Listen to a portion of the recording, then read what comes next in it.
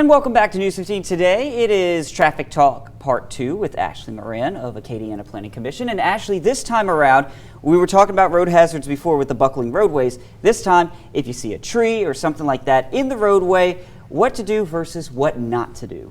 Yes, so I was contacted by one of our local emergency response officials, and they were having they were having some issues in their parish with people making Facebook posts or Instagram posts instead of letting the emergency response officials know that, hey, you need to remove this tree in the road, you need to move this hazard in the road.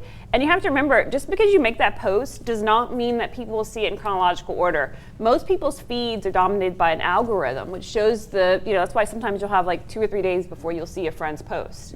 So because of that, that's just not a great way of letting people know that they have roadway hazards that need to be addressed immediately before somebody comes across it in the dark or while they're distracted. So the best thing to do is to call 911.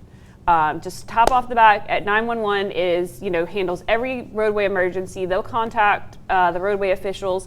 And then also too, if it's on a state road, it's always great to call DOTD 337-262-6100. They will address it immediately, kind of cut out that extra step. But 911 is the #1 resource for letting people know that, hey, they have something in the road, it's super dangerous, I had to drive around it, I don't want anyone else to hit it.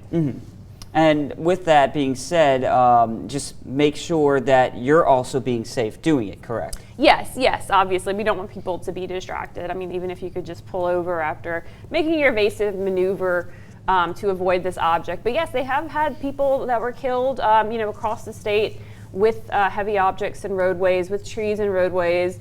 Again, you come across it in a dark condition, you come across it in a rural condition, you might not know that they have something on the roadway. So please be safe when operating your vehicle. Absolutely. Well, Ashley, thank you so much. It's always a pleasure to have you on, and can't wait to see what we have for next week. We'll see you then.